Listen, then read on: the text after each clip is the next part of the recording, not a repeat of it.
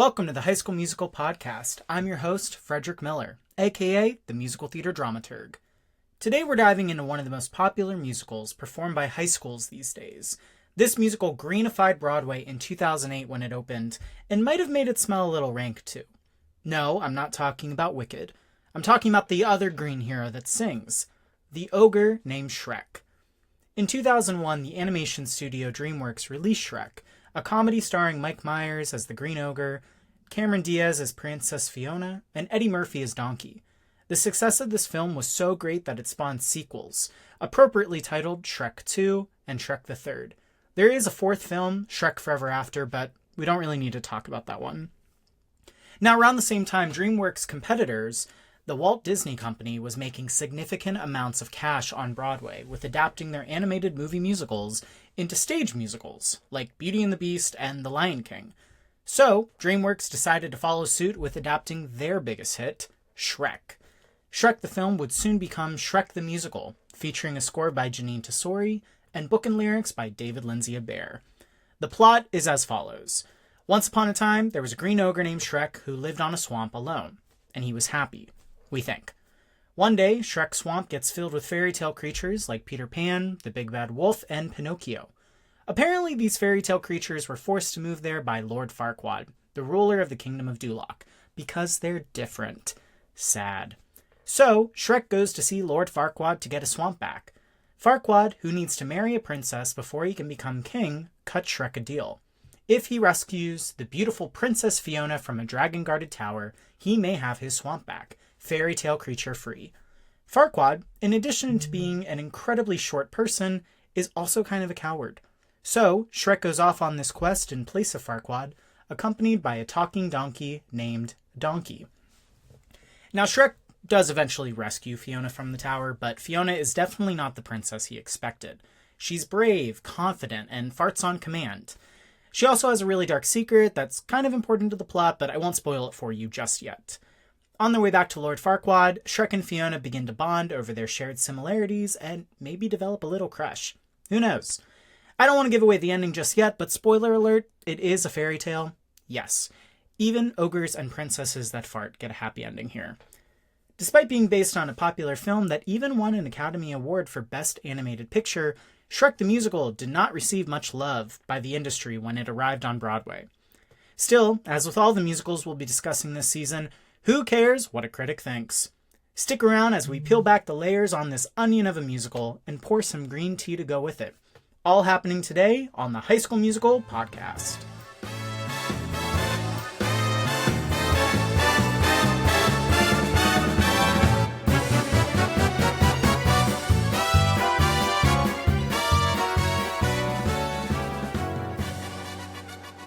The writers tasked with adapting Shrek for the stage were a team consisting of playwright David Lindsay-Abaire and composer Jeanine Tesori. We're going to talk a little bit about these two because they're really cool. Mr. Lindsay-Abaire graduated from Sarah Lawrence College in Bronxville, New York, with a degree in theater and later studied playwriting at the Juilliard School in New York City. His work leading up to Shrek had mostly been seen off-Broadway with plays like Fuddy Mears in 1999 and Kimberly Akimbo in 2000. His Broadway debut was Rabbit Hole in 2006, and for this play, Lindsay-Abaire received the 2007 Pulitzer Prize for Drama. So really, he's kind of a big deal. Now, around 2002, Lindsay-Abaire started working on turning Shrek into a musical with a director named Jason Moore, who would go on to receive a Tony nomination for Best Director for the musical Avenue Q in 2004. But Lindsay-Abaire is a playwright and Jason Moore is a director, so they needed a composer. Enter stage left Jeanine Tesori. Miss Jeanine Tesori began her career as a music arranger and conductor on Broadway. She had previously studied music at Columbia University before making her Broadway debut in 1995, when she composed the dance music for a revival of a musical called How to Succeed in Business Without Really Trying. In 1997, she composed the score for the off-Broadway musical Violet, and in 2000 began writing the music for an adaptation of the film Thoroughly Modern Millie. For this musical, she would receive her first Tony Award nomination for Best Original Score. Cool, right? In 2003, Miss Tesori wrote the score for a musical called Caroline or Change, for which she was once again nominated for Best Original Score at the Tony Awards. For their work on Shrek, Lindsay-Abaire and Tesori shared songwriting duties, with Lindsay-Abaire writing the lyrics and Tesori writing the music. They later shared a nomination for Best Original Score at the Tony Awards once Shrek made it to Broadway. Now, if you've heard of this writing team recently, you might know that their second musical together, Kimberly Akimbo, won the 2023 Tony Award for Best Musical. Kimberly Akimbo, of course, is a musical adaptation of Lindsay-Abaire's 2000 play of the same name. But we're here to talk about Shrek. On with the story.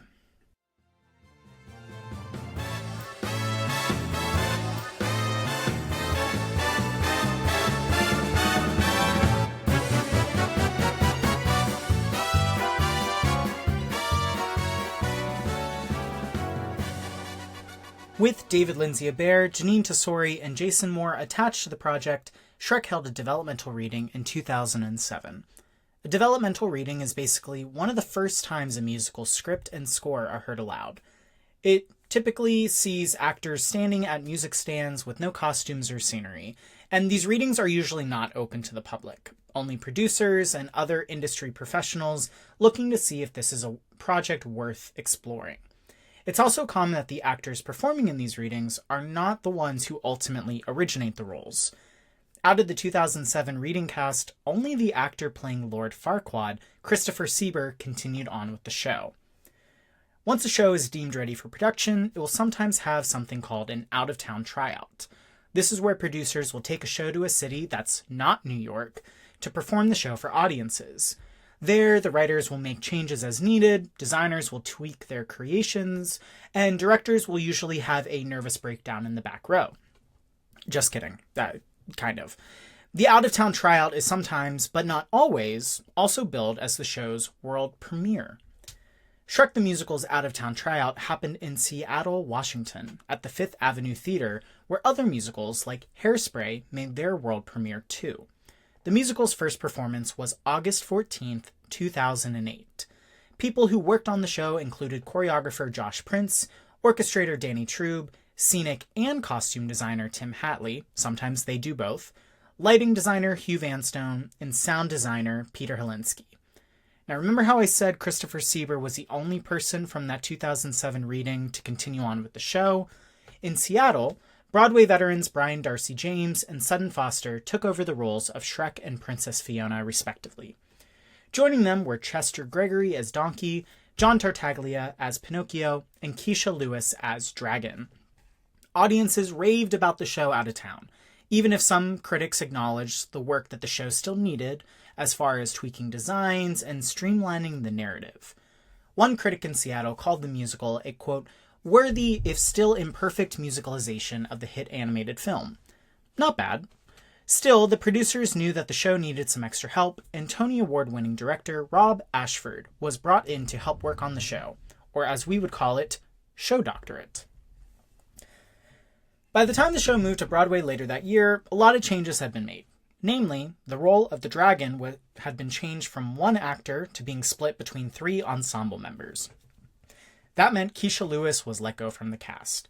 Unfortunately, things like this happen when developing a new musical for a variety of different reasons. And without knowing the full story, I'm certain it was not because Miss Lewis failed to impress. She's amazing. The Broadway opening night for Shrek the Musical finally arrived on December 14th, 2008, just months after its world premiere. Along with Keisha Lewis not transferring with the cast, Chester Gregory was replaced by Daniel Breaker as Donkey. Now, while critics and audiences in Seattle acknowledged the potential of Shrek, Broadway was not as welcoming. The New York theater scene had not always been welcoming to film corporations coming into Broadway. When we chat about Beauty and the Beast later this season, we'll understand this a little bit better. Ben Brantley has been a theater critic with the New York Times for a very, very long time. The New York Times is generally regarded by many as the epitome of theater criticism as far as Broadway is concerned. Now, we can debate whether or not this is actually true another time. Mr. Brantley considered Shrek a, quote, cavalcade of storybook effigies that felt like a 40 blocks worth of a Macy's Thanksgiving Day parade, accompanied by an exhaustingly jokey running commentary, end quote. It's amazing how critics can be so creative and so mean at the same time. Now, remember how I said that DreamWorks wanted a slice of the action that Disney had so cleverly received on Broadway? Yeah, Mr. Brantley did not shy away from comparing the two. He actually seemed to prefer Shrek over anything Disney had produced. He said this, quote, "Unlike Disney's Tarzan and The Little Mermaid, Shrek has the virtues of a comprehensible plot and identifiable characters." Thank you? Question mark. At the 63rd Annual Tony Awards in 2009, Shrek received 8 nominations. 8, count 'em, including one for Best Musical. Brian Darcy James, Sutton Foster, and Christopher Sieber all received acting nominations. David Lindsay-Abaire and Jeanine Tesori were both nominated for Best Book and Best Original Score. Danny Trube and John Clancy earned a nod for Best Orchestrations.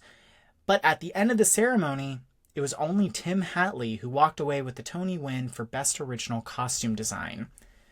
Now, while losses at the Tony Awards don't always force a Broadway production into closing, it does help in keeping marketing strategies alive.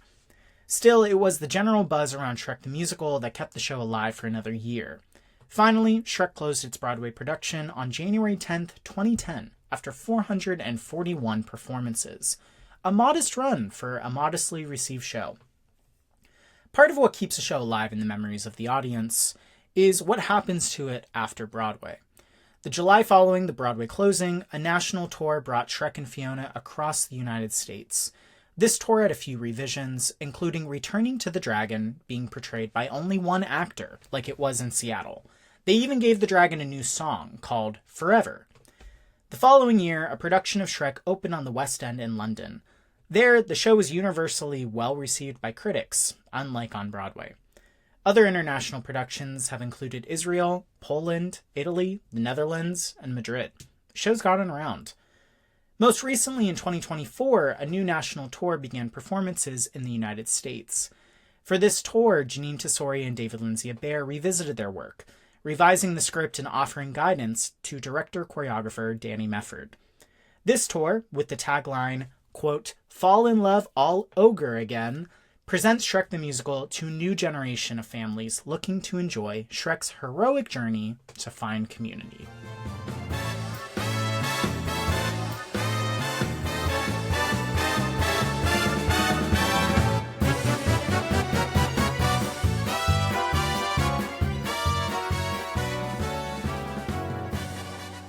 Despite having a relatively short run on Broadway, in comparison to other long-standing musicals like Phantom of the Opera, which ran for 35 years, Chicago, running for 27 years and counting, and Aladdin's 10 years and counting, Shrek's original production is forever immortalized in 2 ways.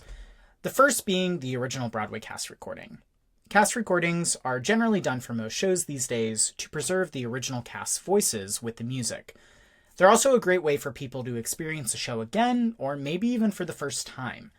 As of the recording of this podcast, Shrek's original Broadway cast recording, or OBC, is available on streaming platforms like Spotify and Apple Music. And you can probably also find it on YouTube if you don't want to pay for those. The other way Shrek's original production was captured was through a recording that was released on DVD in October 2013. This was actually the first way that I experienced the musical and what got me excited about the show. For a while, that recording was available on Netflix, but has now shifted to other streaming platforms like Amazon Prime and Broadway HD. Once again, there are clips of it available on YouTube if you don't feel like paying it. Soon after the show's Broadway closing, Music Theatre International, or MTI, announced that they had acquired the rights to Shrek for amateur licensing. This would mean that theaters beyond Broadway would be able to produce the musical for their communities.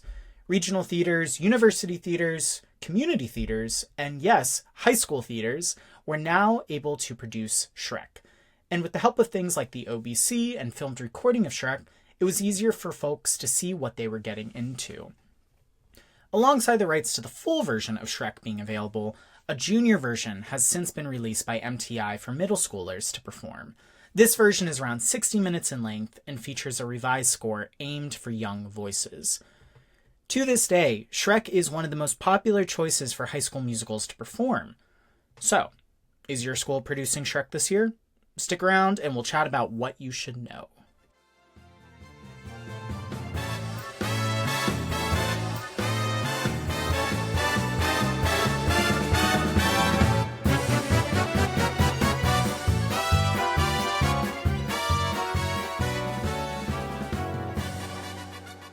As the saying goes, ogres are like onions. They have layers, meaning there's a lot to dissect about Shrek.